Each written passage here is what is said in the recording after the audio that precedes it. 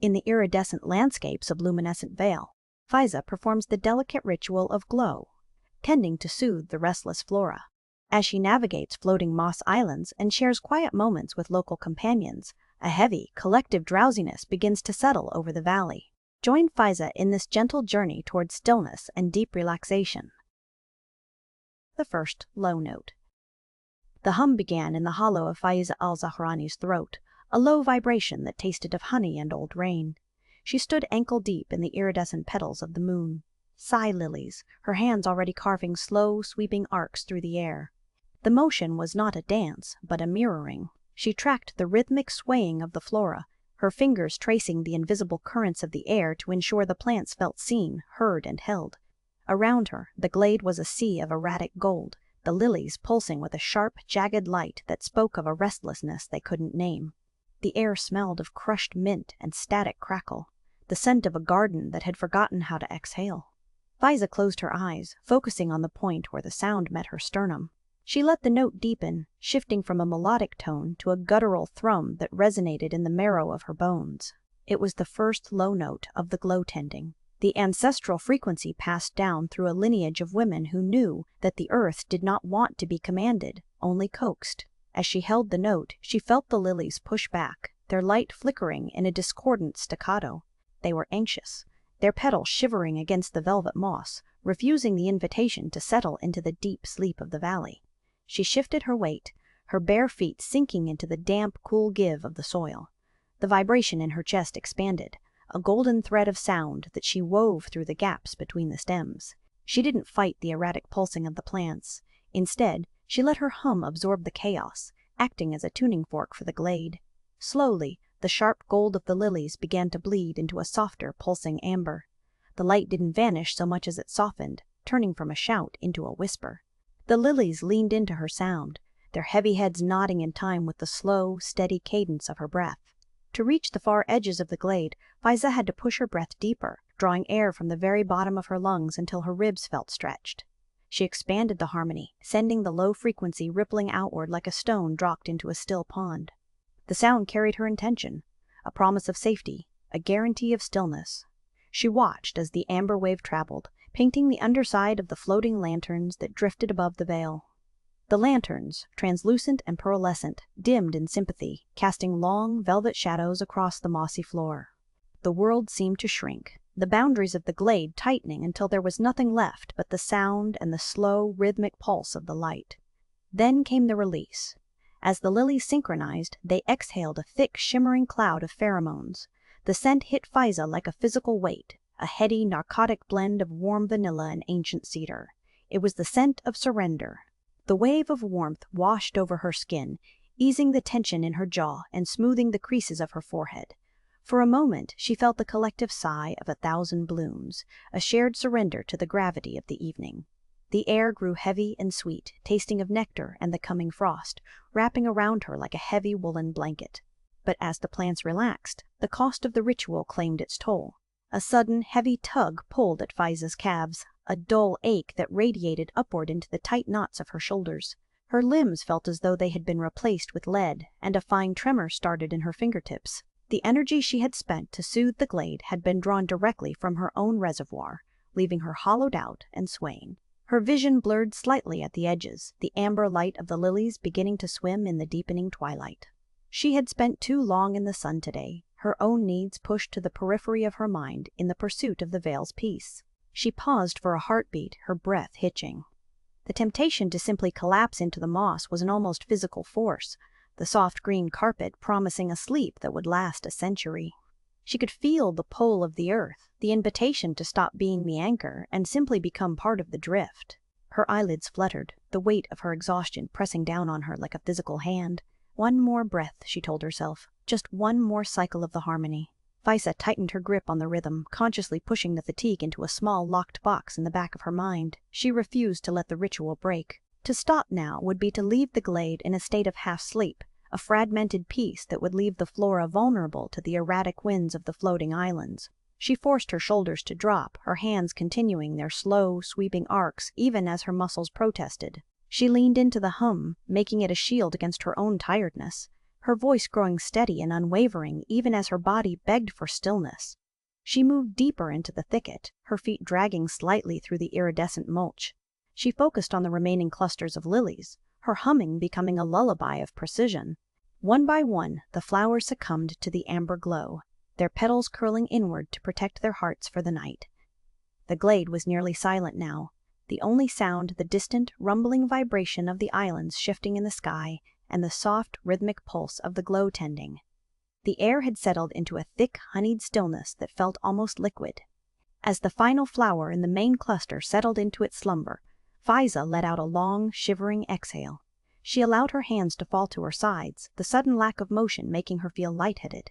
She stood there for a long moment, listening to the silence, her heart beating a slow, heavy rhythm against her ribs. The glade was tucked in, the spirits of the moss were dreaming, and the floating lanterns had drifted into their lowest, most dormant positions. She felt a fleeting sense of triumph, the quiet satisfaction of a job completed with absolute devotion. Then a flicker of light caught the corner of her eye. Faiza turned slowly, her movement stiff. At the very edge of the glade, where the iridescent moss met the jagged gray stone of the valley wall, a single bloom remained awake. It was a star-sigh lily, smaller than the others and pale, almost translucent. But it wasn't peaceful. The flower was pulsing in a jarring, discordant rhythm, a sharp staccato flash of violet light that sliced through the amber serenity of the glade. It didn't sway with the wind, it shuddered, its petals vibrating with a frequency that felt like a scream in the library. Faiza frowned, her brow furrowing. She stepped toward the bloom, the violet light casting long, erratic shadows across her path. She tried the low hum again, the steady, ancestral note that had worked on every other plant in the valley. But as the sound reached the star-sigh lily, the flower didn't soften. Instead, the violet pulses accelerated, the light turning a fierce, electric purple that seemed to push the sound away. The plant was not just awake, it was resisting. It was a single, stubborn note of dissonance in a symphony of sleep, and as Faiza reached out to touch the petal, the flower emitted a sharp, high-pitched chime that echoed unnervingly through the silent vale. The fragrance of surrender. It is an inconsistency of the highest order, Faiza. The olfactory data is shifting in real time, and I cannot possibly categorize a scent that refuses to remain static. Vesperine Thorn was practically vibrating, her pen scratching across the cream-colored pages of her notebook with a violence that threatened to tear the paper. She stood atop a crest of silver-threaded moss, her glasses perched precariously on the bridge of her nose, her eyes darting between the shimmering horizon and the ink-stained columns of her ledger. She looked like a bird trapped in a wind tunnel, all sharp angles and frantic energy. The amber-phase scent of the valley, a heavy, pine-rich sweetness that smelled of ancient honey and sun-baked stone, was swirling around her, but Vesperine was fighting the air itself, trying to pin the fragrance down like a specimen under glass. Faiza approached her with a gait that mirrored the slow, rhythmic sway of the willow ferns. She didn't walk so much as flow, her sweeping hand gestures trailing through the air as if she were parting a curtain of silk. The violet light of the stubborn star-sigh lily still pulsed faintly behind her, a distant memory of dissonance, but here, in the heart of the scent gardens, the atmosphere was thick enough to chew. Faiza's voice arrived before she did, a low, melodic stream that seemed to pull the tension out of the air. "The scent is not a thing to be caught, Vesperine," Faiza said, her vowels elongated and soft, like a river smoothing a stone. "It is a conversation. You are trying to transcribe a song by counting the vibrations of the strings, rather than simply listening to the music." Vesperine stopped mid-sentence, her pen hovering a millimeter above the page. She adjusted her glasses with a sharp, jerky motion of her index finger. "Music is mathematics, Faiza, and scent is chemistry. If I can isolate the precise chemical composition of this amber phase, if I can map the variance between the honey note and the resin base, I can quantify the peace of this valley. I can make it a variable, a constant. I can understand why the mind slows here." She gripped the notebook tighter to her chest, the leather binding creaking under the pressure of her knuckles. Faiza stopped a few paces away, her presence a quiet contrast to Vesperine's jaggedness. She watched the scholar for a moment, noting the way Vesperine's shoulders were hiked up toward her ears, the way her breathing was shallow and rhythmic, like a ticking clock. The gardener felt a wave of tenderness for the woman. Vesperine was treating the vale as a puzzle to be solved, rather than a home to be inhabited. It was a lonely way to exist, to be the only thing in a garden that refused to bloom. "Your ink is fighting you," Faiza observed softly. She stepped closer, her movements fluid. Your mind is a fortress, and you are standing on the ramparts, watching the valley as if it were an invading army. But there is no war here, Vesperine, only the invitation to let go. I am not letting go of my professional rigor, Vesperine replied, though her voice lacked its earlier bite. She looked back at her notes, her brow furrowed. The data is simply elusive. Every time I think I have captured the peak of the floral exhale, the notes shift. It's an illogical progression. It defies every rule of olfactory mapping I studied at the academy. Faiza didn't argue. Instead, she closed her eyes and began to hum. It wasn't a song with a beginning or an end, but a trailing, resonant note that seemed to vibrate in the very marrow of the bones. It was a deep, grounding frequency, a sound that whispered of roots sinking into cool earth and the slow, patient growth of crystals in the dark. As the sound expanded, the surrounding flora, a cluster of velvet-petaled mint moons and honeydrip orchids, responded. The plants didn't just open, they exhaled. A concentrated burst of fragrance hit the air, a sudden physical wave of honey and sharp, cooling mint. It wasn't a subtle shift, it was an olfactory landslide.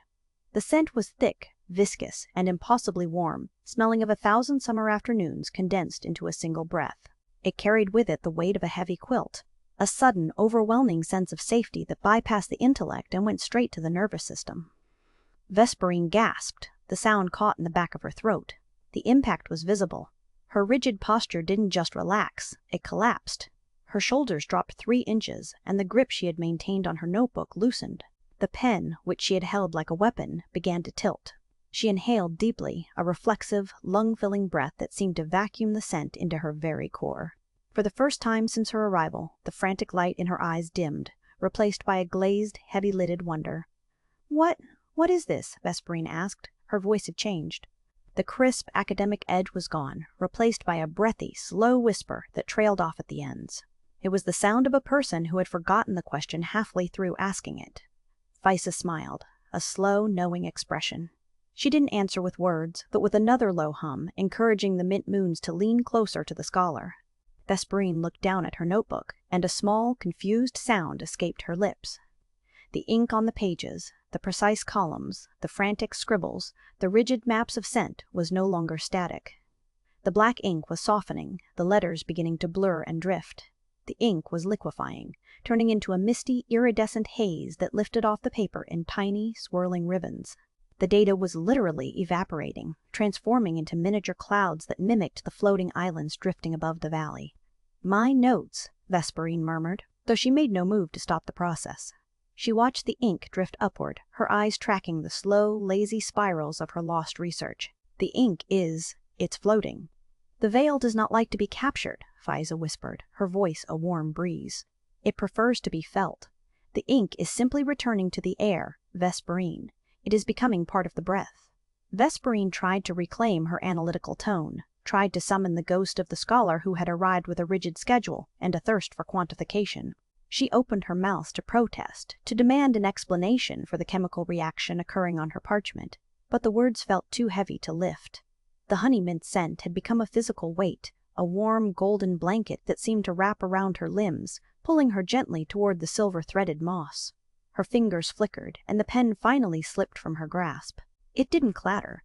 It landed with a soft, muted thud in the deep moss, disappearing into the iridescent greenery. Vesperine didn't reach for it. She couldn't.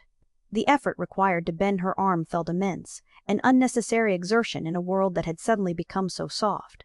She sank slowly, her knees buckling, not in weakness, but in surrender. She leaned back against a wide, pulsing root of a dreaming willow, her head resting against the cool, glowing bark.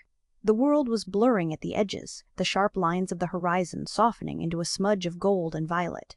The silence of the valley rushed back in, no longer a void to be filled with notes, but a presence to be shared. "I can't remember why I was counting," Vesperine whispered, her eyelids fluttering. Faiza stood over her, a guardian of the stillness. She reached out and gently brushed a stray lock of hair from Vesperine's forehead, her touch light as a falling leaf. "That is the first secret of the veil," Faiza said, her voice a lullaby. "The moment you stop counting is the moment you finally arrive." As Vesperine drifted toward a heavy, scent-induced slumber, she felt a sudden, sharp vibration beneath her. It wasn't the wind, and it wasn't the willow. It was a rhythmic, subterranean pulse, a deep, thumping heartbeat that seemed to be calling from somewhere far beneath the moss, a sound that didn't belong to the serenity of the surface. The drifting sanctuary. It is just past the weeping ferns where the air tastes of crushed mint and old memories, Miko murmured, his voice trailing off into a soft, melodic hum. He was already half leaning against the edge of a floating moss island, his shoulders sinking into the emerald velvet as if the ground were inviting him to simply vanish. He didn't look back at Faiza. He didn't need to. He moved with the unconscious grace of a person who had spent a lifetime studying the geometry of repose. Faiza followed him, her footsteps landing with a muted, dampened thud on the drifting turf. The transition from the central glade to the outer islands felt like stepping into a denser medium.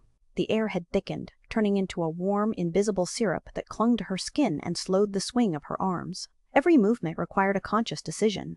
She watched the way Miko's heels barely touched the surface, his body already surrendering to the gravity of the veil. To Faiza, the world felt heavy, not with burden, but with an invitation to stop. The collective drowsiness of the valley was no longer a background hum. It was a physical presence, a golden weight pressing against her eyelids. "The secret," Miko whispered, pausing at the lip of a smaller, drifting isle that hovered a few feet above the next, "is the rhythm. Most people look for silence, but the truly deep sleep, it requires a beat, a pulse that tells the heart it is safe to slow down." He stepped across the gap, his movement slow and fluid, and gestured toward a wide depression in the center of the island. There, the moss wasn't just green. It was a deep, iridescent teal, and it was moving.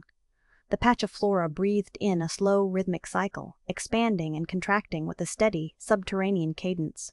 It was a living lung, a soft, organic bellows that mirrored the very heartbeat of the vale. Faiza stood at the edge, watching the moss rise and fall, and felt her own breathing begin to synchronize with the earth. The tension she had carried since the encounter with the discordant star-sigh lily began to dissolve, leaking out of her fingertips and toes. As they drifted further from the center of the glade, Faiza noticed a subtle shift in the horizon. The familiar silhouettes of the dreaming willows were receding, replaced by a swirling kaleidoscope of amber and violet mists. The islands weren't merely floating, they were caught in a hypnotic, slow-motion carousel. They were being pulled in a wide, spiraling circle, drifting further and further away from the safety of the anchored glade. The current was silent and invisible, a river of air that carried them toward the periphery of the known valley. She stopped, her boots sinking an inch into the plush ground. "N's eye should be worried," she thought, the internal monologue spiking with a sudden, sharp clarity amidst the haze. "I am drifting away from the lilies, away from Vesperine, away from the center of everything I am meant to protect. If the current takes us too far, will the hum still reach me? Or is there a place in the vale where the silence is so absolute that even the glow, tending, cannot wake the sleeper?" The thought should have sparked panic, but the air was too warm, the scent of honey-mint too thick. The fear was like a pebble dropped into a deep well. It sank quickly, muffled by the velvet surroundings, leaving only a ripple of curiosity behind. "Look at this one," Miko said, though his voice was now barely a breath. He had reached the center of the breathing moss. He didn't sit so much as dissolve. He sank waist-deep into a particularly plush cushion of teal flora, his arms flopping loosely at his sides. His eyes fluttered, the lids heavy as lead, and he stopped mid-sentence, the end of his thought swallowed by a contented sigh. Faiza reached out to him, her hand moving through the air as if she were wading through water. "Miko, we can't stay too long." "The current is pulling us," she said, but her own voice sounded distant to her, like a recording played from another room. Her fingers brushed his shoulder, and the contact felt electric in its softness. Miko didn't respond. He let out one final, long exhale, a sound of absolute arrival, and his head tilted back into the moss. His breathing synchronized perfectly with the pulse of the island, and he slipped into a sleep so profound it seemed to anchor him to the very core of the world. Faiza stood over him for a moment, her hand still hovering in the air. She felt a sudden, overwhelming wave of physical heaviness crash over her. It started in her ankles and climbed upward, a warm tide of lethargy that turned her bones to wax. She tried to pull her hand back, but the effort felt immense, an unnecessary exertion in a world that demanded surrender. She leaned forward, intending to shake Miko awake, but the motion carried her too far. Her balance shifted, and she felt the ground beneath her give way, not in a collapse, but in a tilt. She looked around and realized the island had reached the outer edge of the carousel's spiral. The buoyancy was shifting. The island was slowly tilting on its axis, sliding her backward away from the sleeping Miko. She tried to dig her heels into the moss, but the surface was too slick, too welcoming. She was sliding toward the precipice of the island, where the vibrant green ended abruptly and gave way to a void of soft, velvet darkness. It wasn't a frightening drop. The darkness below looked like a sea of obsidian wool, plush and inviting. As she slid closer to the edge, she could see the distant, flickering lights of the vale far behind her, reduced to tiny, golden sparks in a violet haze. The rhythmic pulse she had felt beneath Miko was still there, but it had changed. It was louder now, a deep, thumping vibration that shook the very foundation of the drifting isle. It wasn't the gentle heartbeat of the flora. It was something heavier, something ancient and rhythmic, calling from the depths of the darkness below.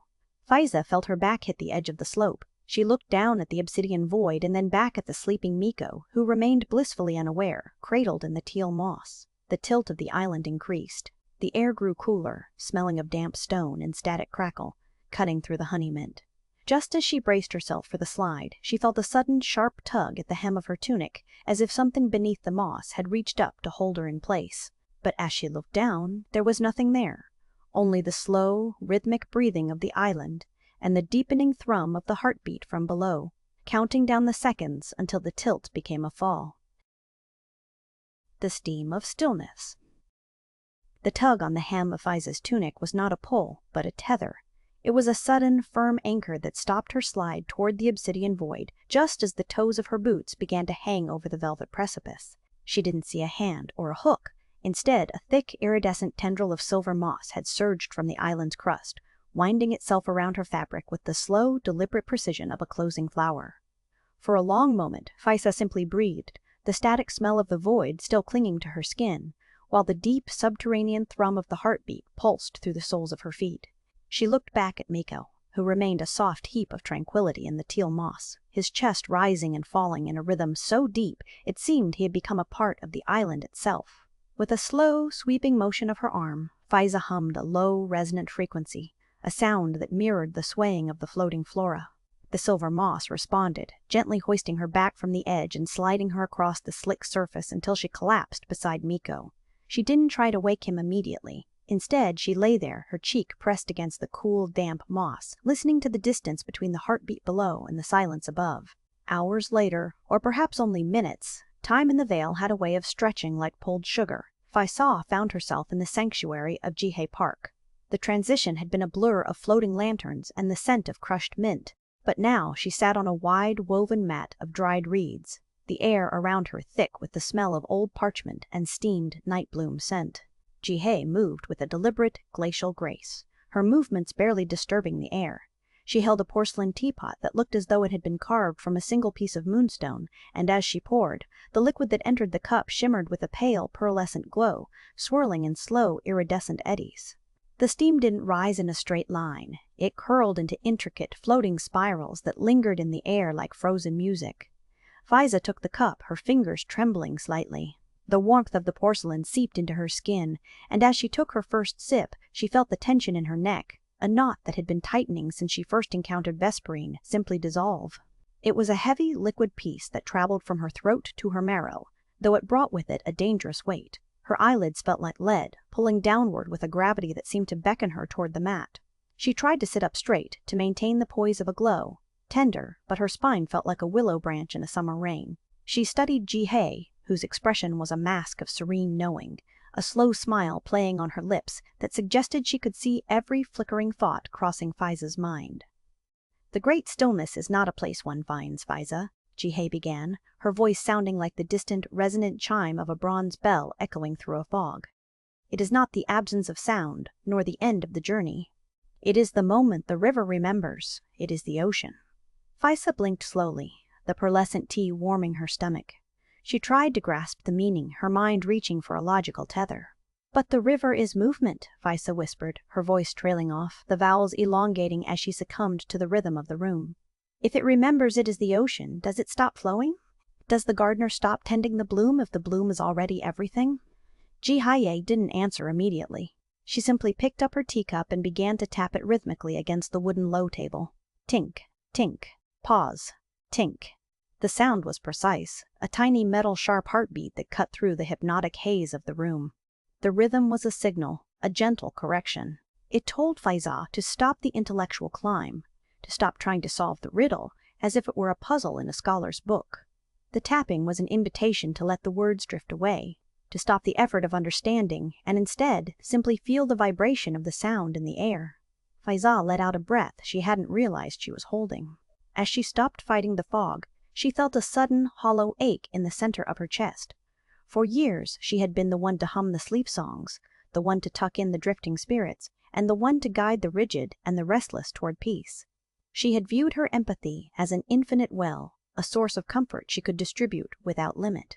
But sitting here, in the glow of Jihaya's sanctuary, she realized the well was dry. She had spent so much energy ensuring every flower and spirit in the Luminescent Vale felt tucked in that she had forgotten to tuck herself in. She had become a ghost of her own generosity, a hollow shell that only knew how to give, never how to receive. She leaned back, allowing her shoulder to brush against a silk bolster. The act of receiving Jihei's peace felt like a physical weight being lifted, replaced by a warm, filling presence. The aroma of the pearlescent tea began to merge with the natural pheromones of the valley, the honey mint and the scent of damp stone creating a sensory loop that blurred the edges of her physical form.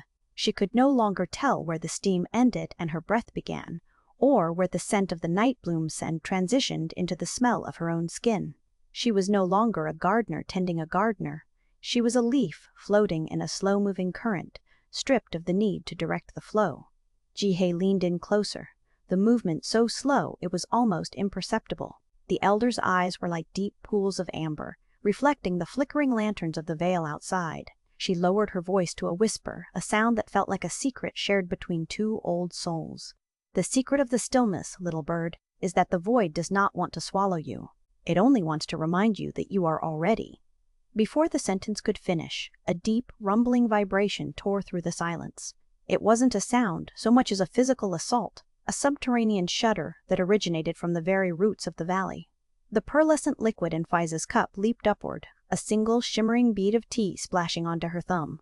The vibration was the same rhythmic thrum she had felt on the drifting island, the ancient heartbeat from the obsidian void. But here, in the heart of the sanctuary, it felt amplified, as if something gargantuan had just shifted its weight beneath the earth.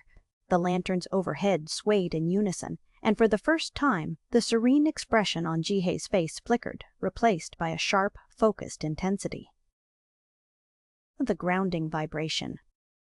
The tea bead on Faiza's thumb was still warm, a tiny, shimmering pearl of liquid that refused to dry, acting as a focal point for the sudden tremor in the earth.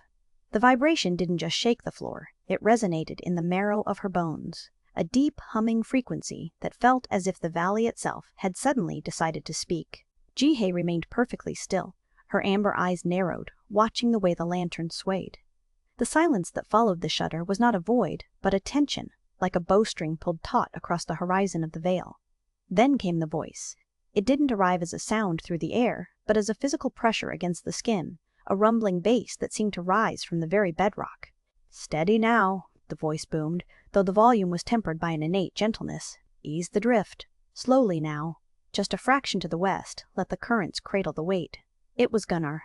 His voice was a subterranean river, a sound so vast it felt like it could rearrange the geography of the glade. He was coordinating the descent of the floating islands, guiding the massive, moss-covered land masses back toward the valley floor for the great sleep. Faiza felt the vibration shift from a jarring shock to a rhythmic, enveloping pulse. It was no longer an assault, it was a massage. The frequency began to pull at the tension in her shoulders, dragging the knots of exhaustion from her muscles with a relentless, invisible hand. Her knees softened, turning to water, and she found herself leaning heavily against the silk bolster. The air grew thick with the scent of crushed clover and ancient loam, a pheromonic wave that surged with every rumble of Gunnar's voice. It felt as though the atmosphere had turned to warm honey, coating her lungs and slowing her heart to a lazy, rhythmic thrum that mirrored the heartbeat of the earth. Nearby, Vesperine stood in a state of suspended animation. The scholar's fingers were still curled around the edges of her notebook, but the book was a ruin. The ink, once crisp and analytical, had succumbed to the veil's influence. The pages were now translucent, the data dissolving into shimmering mists that drifted upward like tiny ghostly spores. Faiza watched her through heavy lids.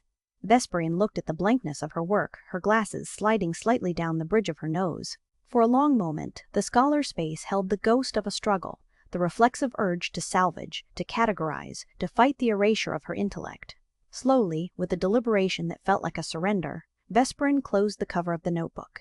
There was no snap of frustration, only a soft, muted click. She didn't try to wipe away the mist or reclaim the lost observations. Instead, she let her arms hang limp at her sides, her posture mirroring the gradual collapse of the islands above them. The rigid line of her spine curved, yielding to the heavy, sweet air. She studied Faiza, and for the first time, the scholar's eyes weren't searching for a pattern to decode. They were simply open, reflecting the soft, bioluminescent glow of the sanctuary with a vacant, peaceful clarity. "The silver-leaf ferns on the eastern ridge," Gunner's voice rumbled again, now tinged with a tremor of anxiety. The sound vibrated through the floorboards, making the tea set rattle with a delicate, metal-sharp chime. "They're tilting. If we descend at this angle, we risk displacing the spore clusters. Just a few leaves, perhaps, but the symmetry would be lost. It's simply not acceptable to leave the ridge in disarray." The giant's concern was a physical weight, a cautious care that manifested as a low-frequency hum, echoing his fear that a single misplaced leaf might disrupt the equilibrium of the entire ecosystem. Faiza wanted to reassure him. She wanted to tell him that the ferns would survive the shift, that the beauty of the veil lay in its fluidity, not its symmetry. She opened her mouth to let out a glow. Tending harmony, a supportive golden thread of sound to anchor Gunnar's anxiety, but the pheromones had reached a peak. As she attempted to hum, the sound that emerged was thin and airy, a fragile wisp of a note that lacked any grounding. It was the sound of a candle flickering out. Her voice, usually a steady melodic river, had become a shallow stream, evaporated by the overwhelming heaviness of the air. She tried again, but her throat felt coated in velvet, the melody slipping through her fingers like sand. She watched as the ceiling of the sanctuary seemed to dip. The floating islands were settling. The descent was so slow it was almost imperceptible, yet the pressure in the room increased, as if the atmosphere were being compressed by the descending weight of the land. Faiza's posture slumped completely. The role of the caregiver, the one who tucked in the spirits and tended the flora, slid away from her. She felt a strange, liberating vertigo. She was no longer the anchor, she was a passenger, a small, drifting thing being carried down into the depths of a great green sleep. Beside her, Vesperin had drifted into a lean against the wall, her head tilted back, eyes half closed. The scholar's breath had slowed to a rhythmic sigh, synchronized perfectly with the subterranean pulse of the valley. They were all becoming part of the same machine, a slow-motion collapse into stillness. Faiza felt her chin sink toward her chest, her eyelids becoming leaden shudders. The world was narrowing down to the smell of damp stone and the distant, comforting rumble of Gunner's voice, which had now transitioned from a command to a lullaby. Then the final island touched the ground. There was no crash, no violence. Instead, there was a soft, muffled thud, a sound like a giant pillow being dropped onto a bed of moss. The islands nestled into the valley floor, fitting together like the pieces of a living puzzle, sealing the glade from the outside world. The physical movement stopped, and with it, the vibration ceased. In an instant, a sudden, profound silence fell over the vale. It was not the peaceful silence of a sleeping house, but a heavy, oppressive quiet that felt physical, as if a thick blanket of wool had been draped over the entire world. The absence of Gunnar's voice was jarring, the sudden void where the vibration had been left, a ringing in Faiza's ears. This silence felt dense, weighing down on her shoulders and pressing her deeper into the moss of the sanctuary floor. It was a silence so absolute that she could hear the slow, rhythmic thud of her own heart, sounding like a distant drum in an empty cathedral. Faiza tried to lift her hand, to touch the pearlescent teacup one last time, but her arm felt as though it belonged to someone else, distant and unresponsive. She lay there, suspended in the amber glow of the lanterns, feeling the weight of the silence threatening to crush her into the earth. As she drifted on the edge of consciousness, she noticed a detail that had been hidden by the noise. A thin, obsidian crack had appeared in the center of the sanctuary floor, a jagged line of absolute black that seemed to swallow the light around it. From the depths of that crack, a new sound began to emerge. Not a rumble, but a rhythmic, clicking whisper, like 1,000 tiny insects counting down the seconds until the deep sleep became permanent. Final fading hum. Gunnar did not so much sit as he did subside, a great, slow landslide of a man merging with the emerald slope of the bank. He let out a final rumble, a sound that started in the soles of his feet and rolled upward to his chest, vibrating the very air until the floating lanterns overhead shivered in their sockets. It was a sound of absolute completion, the sonic equivalent of a heavy door clicking shut at the end of a long day. His massive hands, calloused and smelling of static crackle and damp cedar, relaxed their grip on the steering ropes of the islands, the fibers slipping through his fingers like silk. He leaned back into the moss, his wide shoulders sinking deep into the verdant give of the earth, and his eyelids fluttered shut with the weight of 1,000 settled storms. Faiza watched him from the center of the sanctuary, her own movements slowing to a glacial pace. The air had turned thick and syrupy, tasting of crushed clover and the sharp tang of the obsidian crack that still marred the floor. The clicking whisper from the depths had not ceased, but it had changed. It was no longer a countdown, but a steady, hypnotic metronome that seemed to pull the consciousness out of every living thing in the glade. She studied Gunnar, whose chest rose and fell in a slow, mountainous rhythm, and felt a wave of profound relief wash over her. The islands were locked. The equilibrium was held. The giant was finally at rest. Nearby, Jihai Park sat in a perfect, motionless spire of stillness.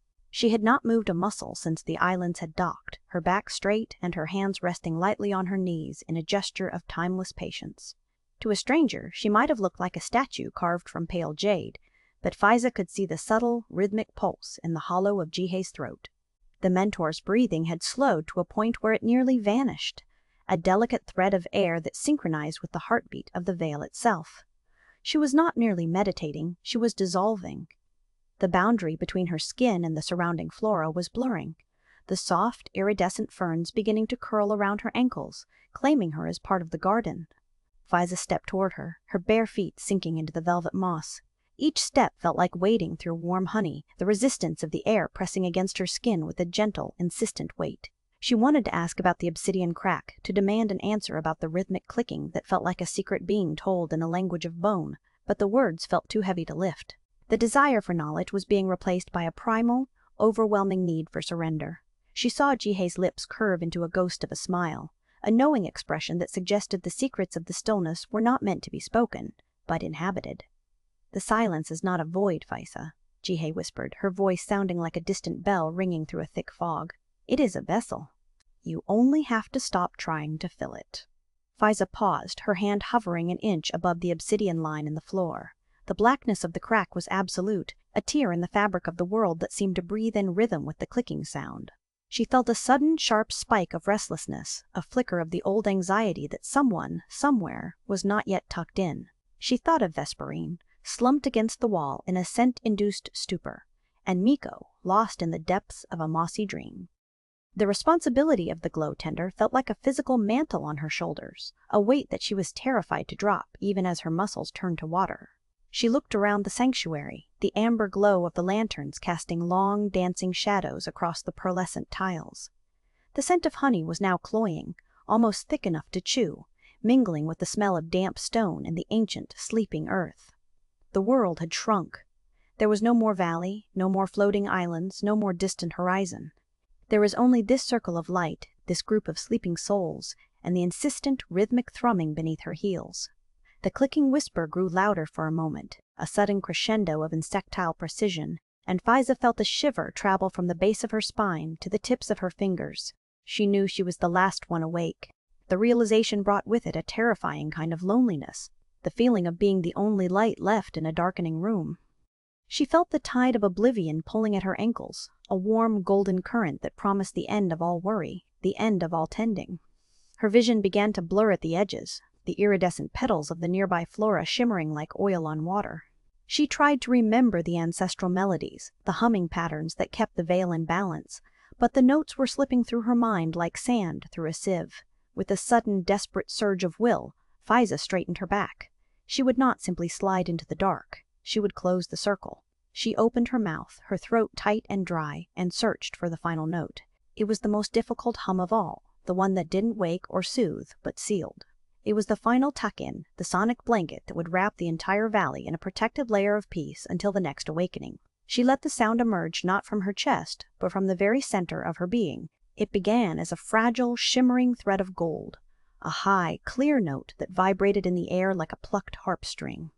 As the sound radiated outward, it brushed against the sleeping forms of Gunnar and Vesperine, sliding over the motionless figure of Jihai. The note seemed to physically push back the oppressive weight of the silence, carving out a small, sacred space of clarity. For a heartbeat, the clicking from the obsidian crack ceased, silenced by the purity of the hum. But the note was fading. Faiza could feel her own energy depleting, the sound thinning until it was nothing more than a ghost of a vibration. She watched as the golden thread of sound dissolved into the amber light, absorbed by the hungry stillness of the evening. The effort of the final hum had stripped her of the last of her resistance. The vertigo returned, more powerful than before, and the floor seemed to tilt, inviting her to simply lie down and let the earth take her. She didn't fight it this time. Faiza allowed herself to collapse, her body curling naturally into the softest patch of moss near the center of the sanctuary. The moss felt like a living quilt, warm and responsive, molding itself to the contours of her spine and the curve of her hip. Iridescent petals, heavy with dew and scent, folded over her like a gentle hand, shielding her from the sight of the obsidian crack. She felt the tension leave her jaw, the tightness in her shoulders evaporating into the cool, fragrant air. As her eyelids became leaden shutters, closing slowly over the glimmering lanterns, she felt a strange sensation, a rhythmic pressure against her ankle. It was not the moss, and it was not the wind. It was something solid, something deliberate. The clicking sound returned, no longer a whisper, but a clear, articulated sequence, like a key turning in a lock. Just as the darkness claimed the edges of her consciousness, a voice drifted through the silence, crisp and devoid of the valley's drowsiness. "The seal is broken, and the guest has arrived."